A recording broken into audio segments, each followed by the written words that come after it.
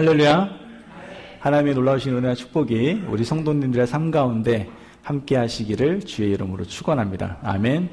우리는 지금 4주간 동안 오늘 5주가 되기까지 내면의 적이라는 그러한 말씀의 주제를 가지고 우리가 함께 은혜를 나눴습니다. 우리 옆에 있는 분들과 이렇게 인사하면서 시작했으면 좋겠습니다. 우리 내면의 적을 청산합시다 라고 인사 나누고 시작했으면 좋겠습니다. 내면의 적을 청산합시다 라고 인사 나누시고 시작했으면 좋겠습니다. 할렐루야. 여러분, 내면의 적을 청산해야만 합니다.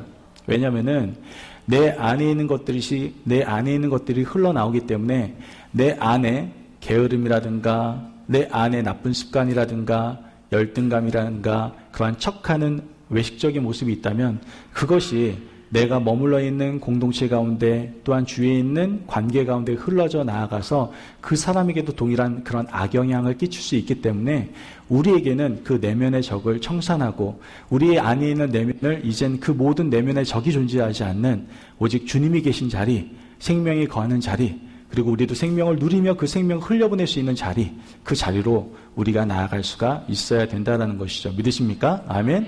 우리는 4가지를 배웠습니다. 첫 번째, 우리의 내면의 적은 무엇입니까? 첫째는 바로 게으름입니다. 여러분들 말씀을 듣고 아직도 게으른 자리에서 벗어나지 못하는 분들이 계시다면 이제 마지막 주가 돌아왔습니다. 게으름을 청산하시고 온전히 부지런히 깨어 일어나서 하나님께 착하고 충성된 종아, 너가 열심히 한 거 내가 이미 다 알고 있단다 라고 칭찬받을 수 있는 우리 성도님들 되시길 주의 이름으로 축원합니다. 아멘.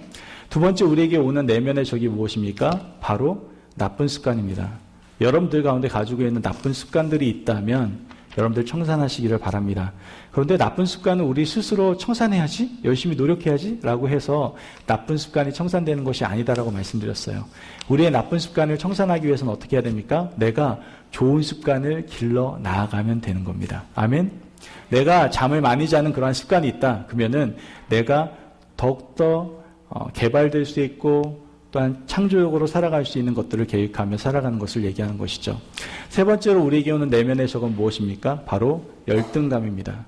여러분들, 이 열등감은요, 나 자신만 힘들게 하고 괴롭게 하는 것이 아니라 그 열등감을 통해서 다른 사람들도 힘들게 할 수 있다는 것을 여러분들 기억하셔야 돼요.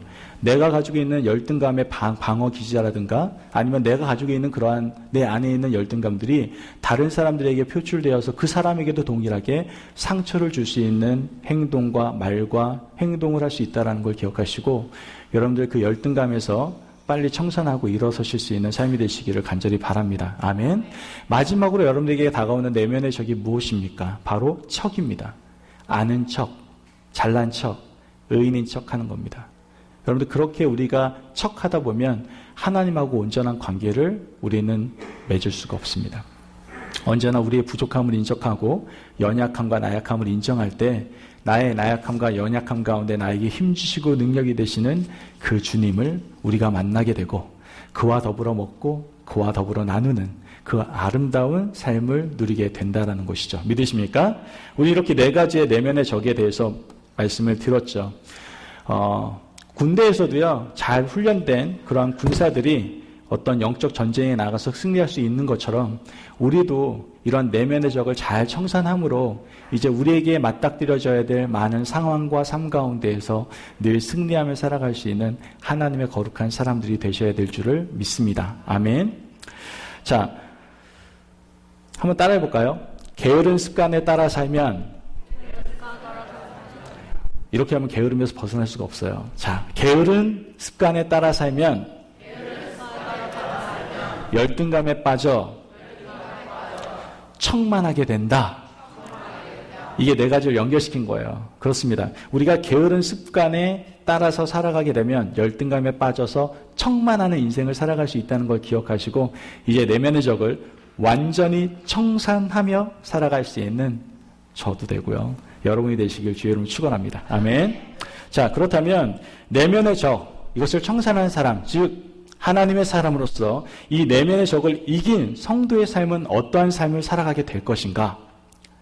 자, 이렇게 내면의 적이 승리한 사람들은요, 내 안에 주님께서 인도하시는 삶의 방식을 취하며 살아갈 수가 있게 됩니다. 믿으십니까?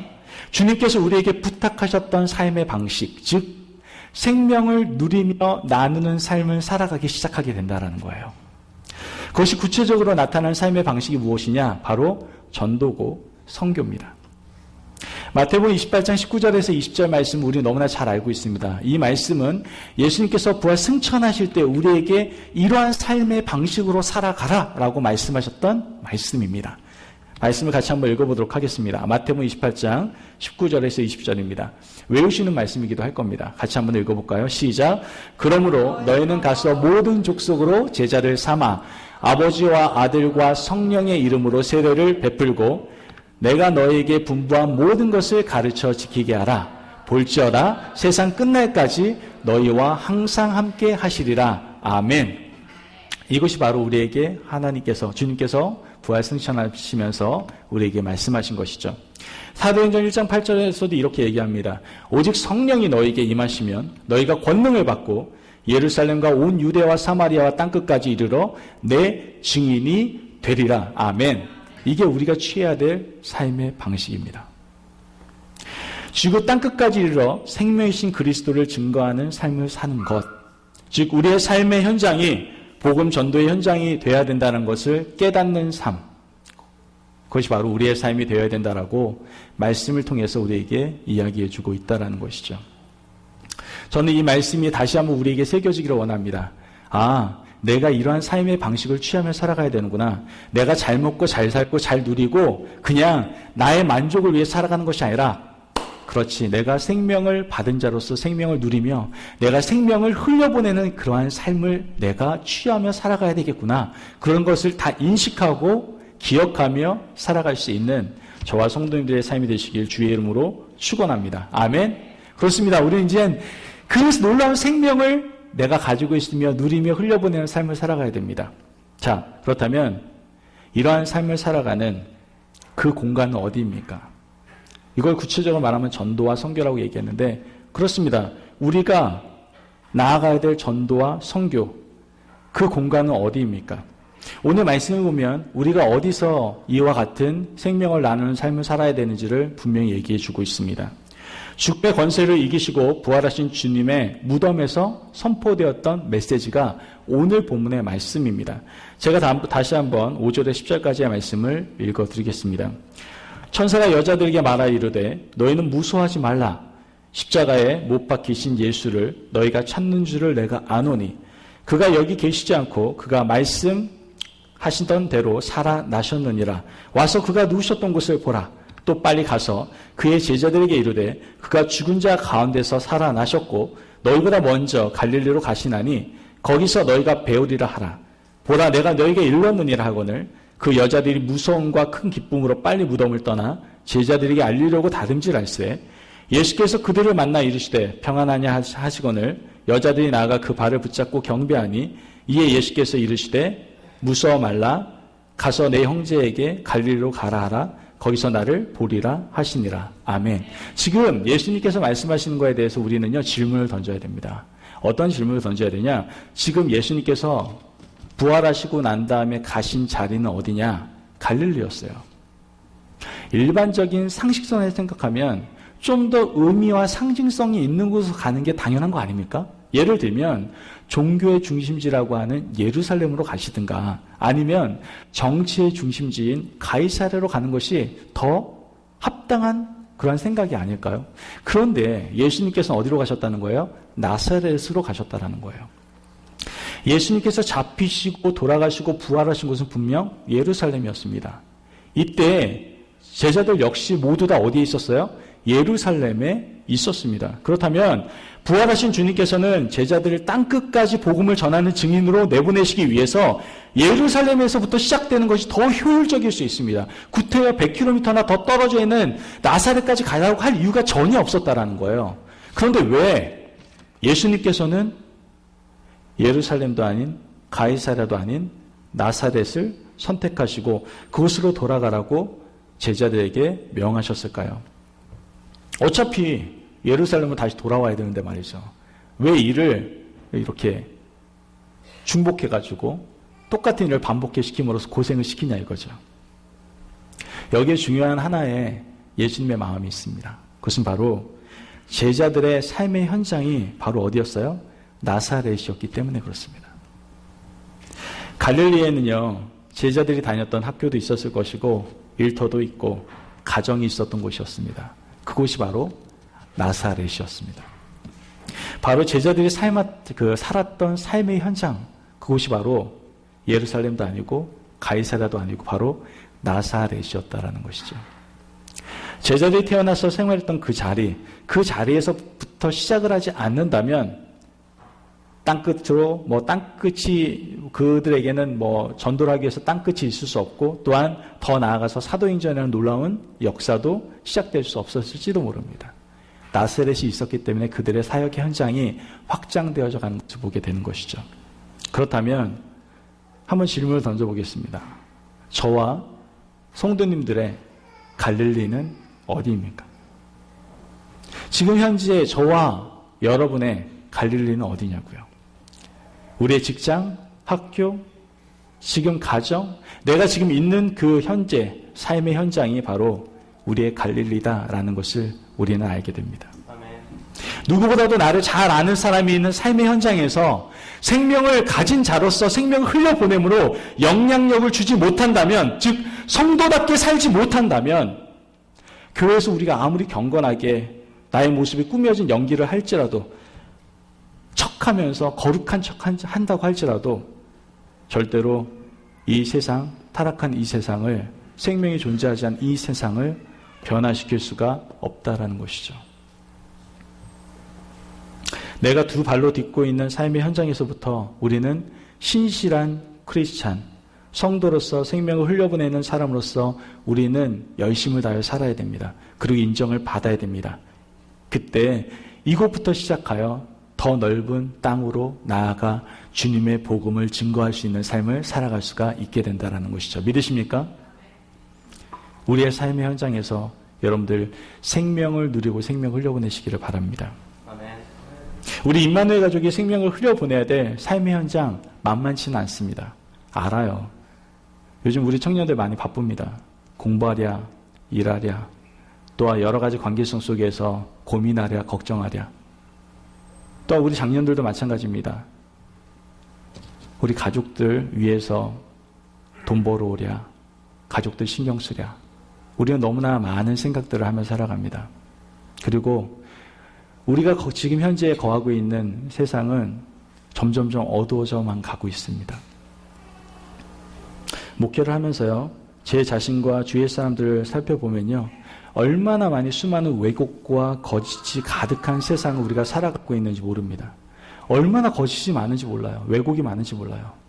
그래서 우리가 지금 생명을 누리고 있는 하나님의 자녀라는 정체성을 다 잃어버리고 살아가게 하는 그러한 거짓의 영이 우리 가운데 역사되어질 때가 너무나 많다라는 것을 경험하게 됩니다. 우리는 그러한 세상 속에서, 그러한 현실 속에서 우리는 살아가고 있다는 것이죠. 이제 여러분들 거룩하게 살아가려고 노력하잖아요. 말씀 들으면 그래, 내가 이제 내면의 적을 청산하고 열심히 살아야 되겠다 다짐하잖아요. 그런데 어떻게 해요? 나가면 또 거짓의 영과 왜곡의 영에 휩싸여서 그대로 살아가지 못할 때가 많잖아요. 그럼에도 불구하고 꿋꿋이 살아가려고 노력한다고 한다면 주위에 있는 사람들이 다시 왜곡시키기 시작합니다. 너 바보 아니야? 그렇게 살아가는 사람이 세상에 어딨어. 그건 비현실적이야 라고 얘기하면서 우리 자신의 모든 것들을 무너뜨려버리는 것을 보게 됩니다. 우리가 살아가고 있는 이 세상이 정말 만만치 않다라는 거예요. 그런데 특별히 지금 내면의 적을 청산하며 승리하는 삶을 살아가기를 원하는 우리 가운데 조심해야 될 세 가지를 먼저 우리가 좀 기억했으면 좋겠습니다. 이 세 가지는 정말 마지막까지 우리가 절대로 경계의 태세를 늦추지 말고 조심해야 될 것 중에 조심해야 될 것들인데요. 첫 번째가 바로 돈입니다. 돈. 여러분도 잘 아실 거예요. 돈. 디모데전서 6장 10절 말씀을 같이 한번 보도록 하겠습니다. 같이 한번 읽어볼까요? 시작.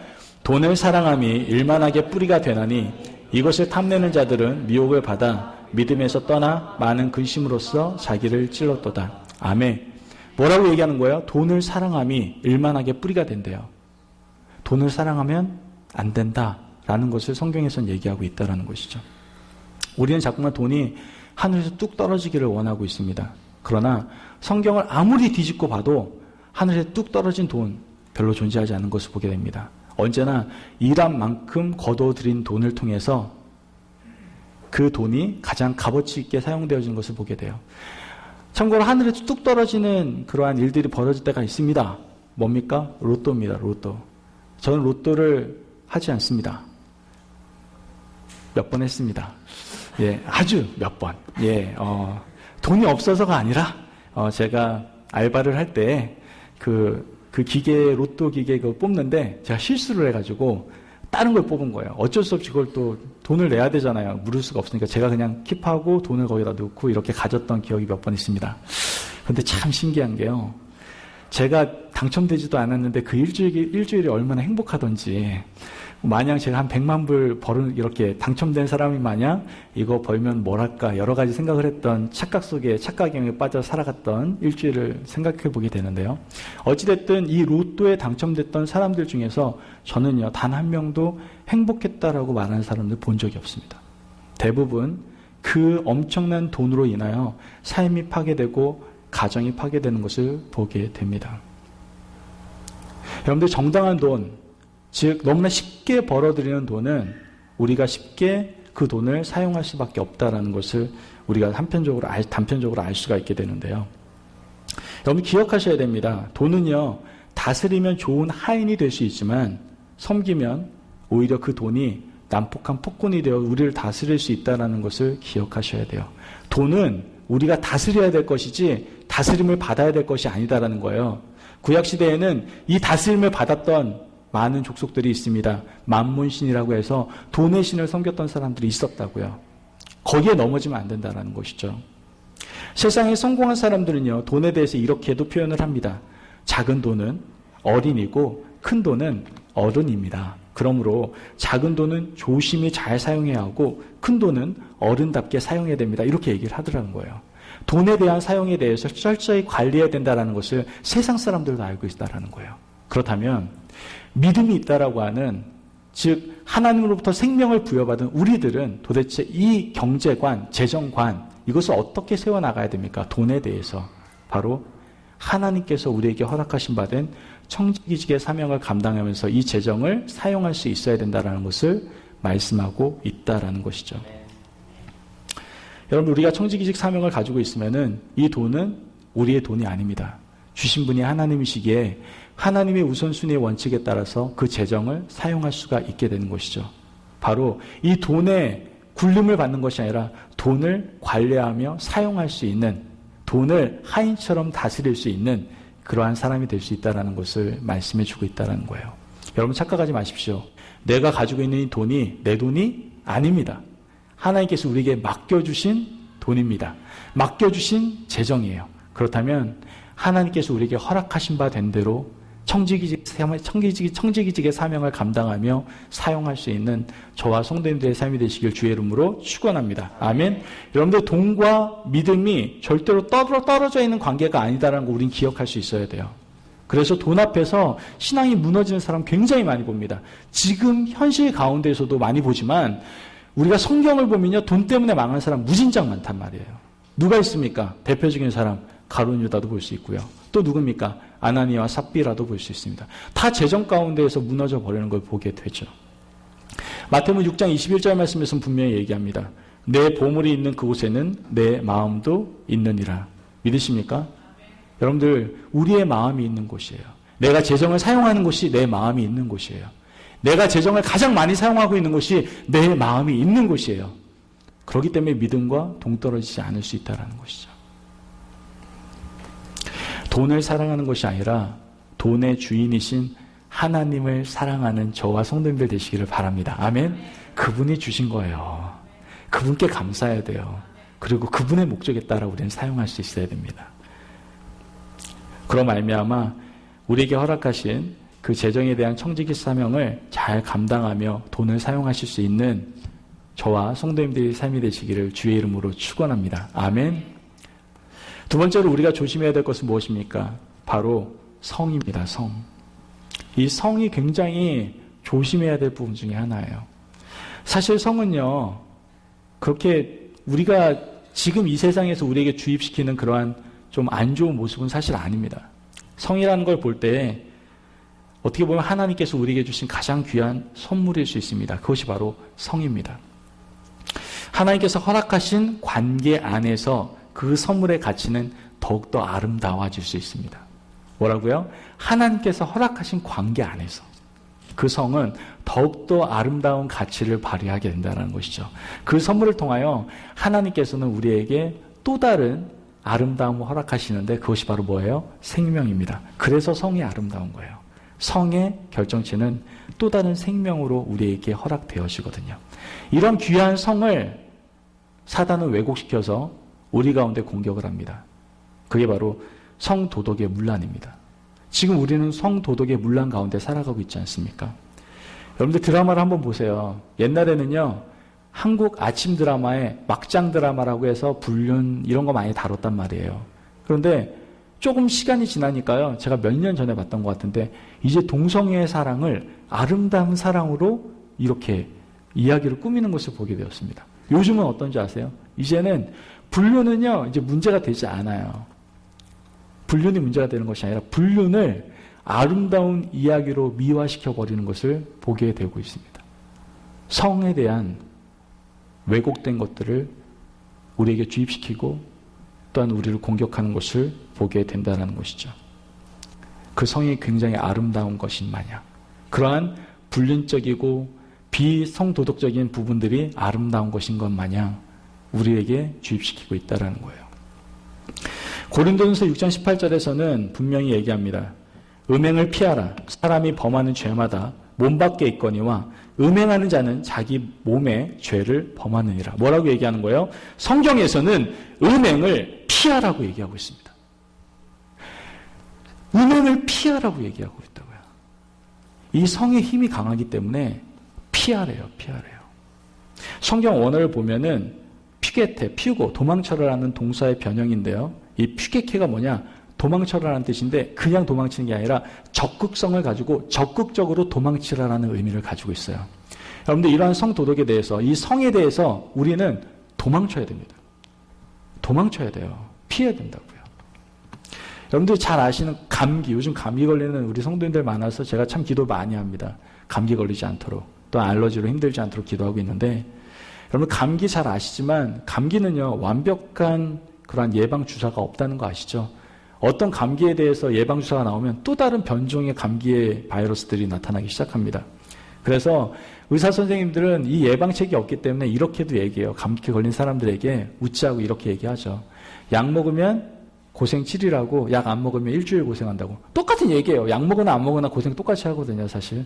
그 정도로 예방책이 없는 것이 사실 감기입니다. 현재 바이러스가 200종류 이상 계속 변종이 나오고 있는 것이 이 감기예요. 이런 상황 속에서 감기 바이러스를 완벽히 막아내는 완벽한 종합 백신은 사실 없다고 보는 것이 맞습니다. 그런데 안타깝게도 인간은요, 평균 일생 동안 대략 한 300번 이상은 크고 작은 감기에 걸리게 되거든요. 그렇다면 이 감기를 예방하기 위해서는 우리 어떻게 합니까? 어떻게 하세요? 감기 예방하기 위해서 어떻게 하십니까? 이렇게 의학적인 지식이 아주 빠삭하고 똑똑한 우리 전도사님, 감기를 예방하려면 어떻게 해야 됩니까? 손을 씻습니다. 손을 씻습니다. 아주 정확한 대답을 하셨어요. 손을 씻어야 됩니다. 한마디로 얘기해서 좋은 컨디션을 유지해야 돼요. 깨끗이 씻고 잘 먹고 잘 자고 무리하지 말아야 됩니다. 몸에 기가 떨어지면 바디 컨디션이 무너지면은 감기에 걸리기 쉽기 때문에 그렇죠. 두 번째 뭐예요? 바로 감기에 걸린 사람 옆에 있으면 안 돼요. 너무 믿음이 좋아. 감기 걸린 사람 옆에 나는 안 걸리겠노라고 이렇게 하면 100% 걸립니다. 그거는 무모한 것이 믿음이 아니에요. 감기 걸린 사람 옆에 있으면 안 돼요. 감기 걸리기 싫으면. 그래서 좀 감기 걸린 사람한테는 미안하지만 좀 기침할 때 돌려서 해달라고 부탁도 해야 되고요. 또 약간의 자리를 약간 피해서 있는 것도 좋습니다. 그런데 성적 범죄도요, 감기의 예방법과 아주 비슷하다는 거 아십니까? 나의 내면 안에 들어오는 성적 공격을 감기 바이러스처럼 다양하게 또한 우리 주변에 언제나 존재하고 있다는 걸 우리 인정하면서 감기의 예방책처럼 우리도 이 성적인 어떤 공격에 대해서 범죄에 대해서 우리는 좀 예방할 필요가 있다는 것이죠. 어떻게 예방해야 됩니까? 우리가 맛있는 음식, 건강 음식 먹으면서 감기를 예방하는 것처럼 우리는 말씀과 기도로 무장하여 항상 영적 컨디션을 유지할 수 있어야 돼요. 말씀과 기도로 채워야 돼요. 나의 가운데 성적인 그런 유혹이 들어오지 않도록 말씀과 기도로 내 안을 꽉꽉꽉 채워야 된다는 것이죠. 그리고 또한 성적인 어떠한 범죄가 있을 수 있는 그 자리를 떠나야 돼요. 퓨켓해. 그래요. 적극적으로 도망쳐야 돼요. 그 자리를 도망쳐야 된다고요. 내가 인터넷으로 내가 감당이 안 될 것 같으면 버튼을 누르지 말아야 돼요. 그 자리를 떠나야 돼요. 인터넷 하지 말아야 되는 거죠. 내가 혹시나 감정적인 부분이 뭔가 발생하는 것 같다. 그러면 그 자리를 떠나야 돼요. 저는 목사이기 때문에 이 부분에 자유로운 것 같습니까? 안 자유로워요. 제가 저번에 한번 일 때문에 휴스턴을 한번 내려갔었거든요. 몇 분한테 얘기했는데 혼자 휴스턴을 내려갔어요. 하루 당일날 3시간 있다 올라오는 거였어요. 비행기 타고 3시간을 보고 다시 달라스로 넘어오는 짧은 3시간의 여행이었어요. 갔는데 공항을 딱 내렸어요. 혼자만의 처음으로 비행기를 타고 온 여행이거든요. 아무도 보는 사람이 없어요. 우리 교회는 더더군다나 없죠. 휴스턴이 있을 리가 없잖아요. 딱 내렸는데 그렇게 아름다우신 그런 여성분이 아닌데도 불구하고 그냥 나쁜 생각했다는 게 아니라 그냥 심히 보기 좋았더라라는 느낌이 들더라고요. 예쁘고 이런 게 아니었어요, 분명. 그냥 왠지 모르게 마음이 그냥 심히 보기 좋았더라. 그냥 그런 느낌이 들더라고요. 그러면서 하나님께 저에게 주신 마음이 있어요. 여행은 혼자 다니면 안 되겠구나. 우리 와이프하고 같이 다녀야 되겠다. 그런 생각을 하면서 제가 마음에 각오를 했던 기억이 납니다. 어느 누구도 자유로울 수 없어요. 어느 누구도 자유로울 수 없다고요. 그 자리를 피하셔야 돼요. 자신감 갖지 마세요. 성적인 범죄는 나의 의지보다 훨씬 더 강할 수 있습니다. 그러므로 그 자리를 피하셔야 돼요. 여러분들 기억하세요. 몸살 감기로 인하여 기침하는데 얼굴 맞대고 있으면 감기 걸리죠. 그 뻔히 아는 자리에 왜 가 있냐고요. 나 혼자서 있으면 그런 자리에 있을 거라고 안다면 운동을 하든 다른 걸 하셔야죠. 벗어나야 된다는 것이죠. 에베소 5장 3절 말씀을 보니까 음행과 온갖 더러운 것과 탐욕은 너희 중에서 그 이름조차도 부르지 말라. 이는 성도에게 마땅한 반이라. 믿으십니까? 아멘. 미리미리 예방하십시오. 말씀과 기도로 단단히 무장하십시오. 그리고 있어야 하지 말아야 될 자리는 도망치세요. 반대로 있어야 될 자리로 오십시오. 주일이면 예배 드리러 오세요. 수요 다락방 기도에 오시고 새벽 예배 드리시고 온라인상으로든 오시든 하여튼 은혜의 자리, 있어야 될 자리에 있으면 문제가 안 돼요. 성적 범죄를 하는 이유는 무엇입니까? 잊지 말아야 될 자리에 있는 거예요. 잊지 말아야 될 자리에. 미리미리 이런 부분에 대해서 예방하심으로 우리가 늘 승리하는 인생을 살아갈 수 있도록 우리 스스로 늘 점검하며 살아가실 수 있는 저와 성도님들 되시길 주의 이름으로 축원합니다. 아멘. 마지막으로 우리 가운데 이런 내면의 적을 다 이겼는데도 불구하고 우리의 삶 가운데 우리에게 공격해 오는 것, 그래요. 돈이에요. 돈에 대해서 자신감 나타낼 수 있는 사람 거의 없을 거예요. 그래요. 성이에요. 이것도 무시 못하는 정말 엄청난 적입니다. 마지막으로 우리에게 다가오는 적이 무엇입니까? 바로 음식입니다. 먹는 거예요. 먹는 거.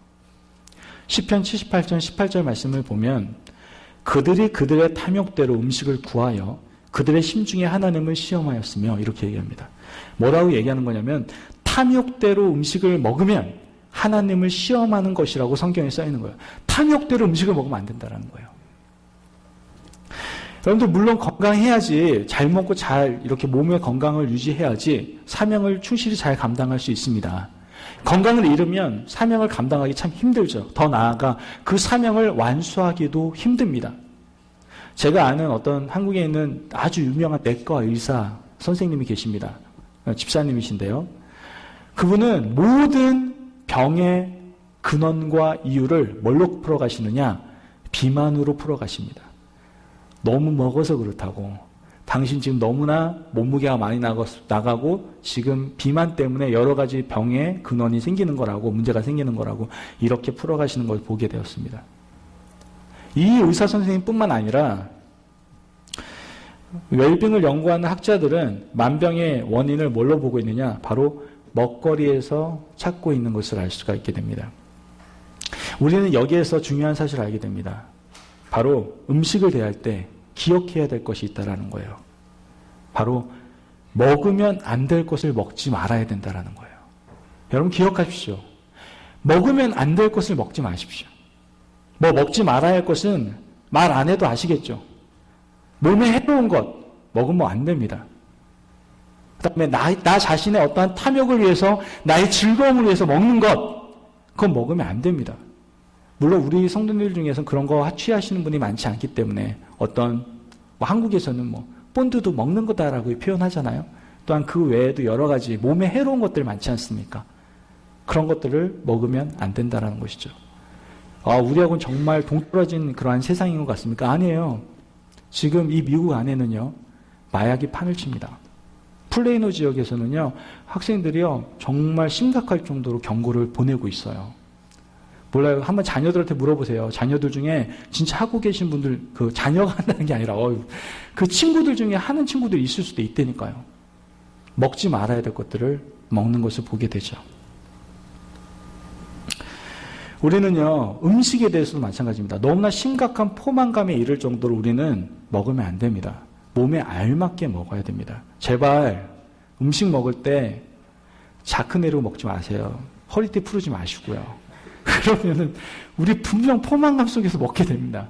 제발 풀지 마시고 적당히 드십시오. 적당히. 몸을 위해서도 적당히 드셔야 됩니다. 성경에서는요, 음식에 대해서 분명히 얘기합니다. 너희들 배 터지게 먹어라. 이렇게 말한 적 없어요. 필요한 만큼을 먹으라고 얘기하고 있습니다. 주기도문에서도 일용할 양식을 말하고 있고요. 광야에서도 만나와 메추라기를 주실 때 각 사람에게 필요한 만큼을 주셨다라고 얘기하고 있습니다. 그리고 성경을 보면 먹지 말아야 될 음식을 손댄 제사장의 아들들이 어떻게 되었는지를 성경에서 분명히 얘기하고 있습니다. 먹지 말아야 될 것, 또한 너무나 포만감에 이르러서 먹어야 되는 것, 그건 안 된다라는 거예요. 우리에게 필요한 만큼만 먹어야 된다고 분명히 얘기하고 있다라는 것이죠. 우리가 필요한 만큼을 취했다라고 한다면 그 외의 것은 어떻게 해야 됩니까? 그 필요함이 필요한 사람들에게 바로 흘려보낼 수 있어야 된다라는 것이죠. 그러므로 여러분들 제발 탐욕스럽게 음식을 취하지 마시고 필요한 만큼을 취하며 그 음식을 또한 더 나아가 나눌 수 있는 그러한 섬김의 삶을 살아갈 수 있는 저와 성도님들 되시길 주의 이름으로 축원합니다. 아멘. 고린도후서 4장 18절 말씀에 이렇게 얘기합니다. 우리가 주목하는 것은 보이는 것이 아니요 보이지 않는 것이니 보이는 것은 잠깐이요 보이지 않는 것은 영원함이라. 아멘. 성도의 궁극적인 지향점은 뭡니까? 보이지 않는 영원함입니다. 지금 내 눈앞에 보이는 돈, 성, 음식이 아니라 우리는 궁극적으로 영원한 것을 바라보고 영원한 것에 초점을 두고 살아가고 있다라는 것이죠. 하나님의 은혜로 생명을 얻은 우리들의 존재 이유, 목적은 바로 받은 생명에 감사하며 그 생명을 흘려보내는 것입니다. 돈에 유혹되고 또한 성에 유혹되고 음식에 유혹되어가지고 살아가는 삶이 아니라 궁극적인 존재의 이유와 목적인 바로 생명을 흘려보내는 것, 전도와 선교를 위해 살아가는 것, 그것이 바로 우리의 삶의 분명한 목적이다라는 것을 우리는 기억해야 된다는 것이죠. 아멘. 하나님의 자녀로서 존재의 이유와 목적을 상실하게 만드는 돈, 성, 음식에 대해서 항상 조심하고 이제는 우리가 마땅히 바라봐야 될 것들을 바라볼 수 있는 저와 성도님들의 삶이 되시기를 주님의 이름으로 축원합니다. 아멘. 우리가 마땅히 바라봐야 될 것들을 바라보고 거기에 초점을 두고 살아갈 때 하나님께서 우리에게 승리의 삶을 허락하실 줄을 믿습니다. 아멘. 그 삶을 누릴 수 있는 저와 성도님들 되시기를 원합니다. 우리 잠깐 기도합시다.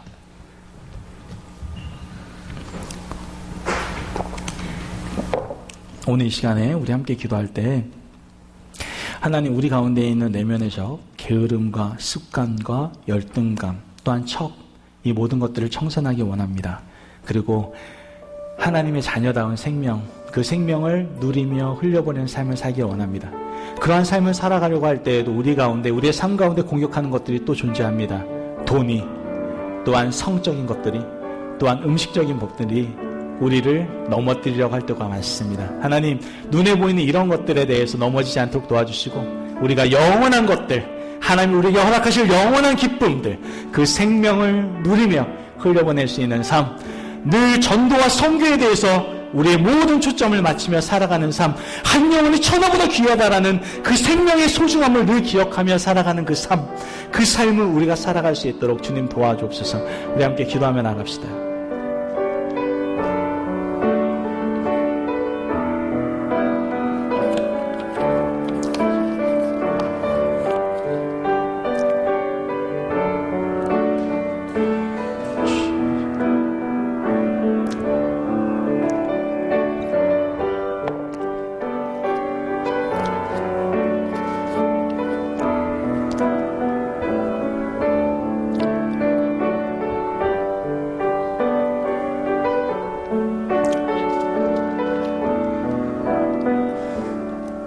사랑과 은혜가 많으신 하나님 감사합니다. 주의 은혜로 5주간 동안 내면의 적에 대해서 말씀을 듣게 하시고 그 내면의 적에 대해서 실체를 알게 하시고 이제 우리가 믿음으로 그것들을 청산하며 나아갈 수 있게 하신 주님 감사합니다. 이젠 하나님의 자녀로서 생명을 가지고 누리는 자로서 늘 승리하는 삶을 살아가기를 원합니다. 그러나 세상이 너무나 만만치가 않습니다. 때로는 돈이 또한 성적인 부분들이, 음식적인 부분들이 우리를 공격할 때가 있습니다. 하나님, 눈에 보이는 가시적인 것들로 인하여 넘어지지 않도록 도와주시고 영원하고 궁극적인 것들을 바라보며 우리가 그 생명을 누리며 흘려보내는 그 삶, 전도와 선교의 초점에 맞추며 살아가는 그 삶을, 그 하나님의 자녀다운 삶을 살아가는 저희들 되게 하여 주옵소서. 감사하며 예수님의 이름으로 기도합니다. 아멘.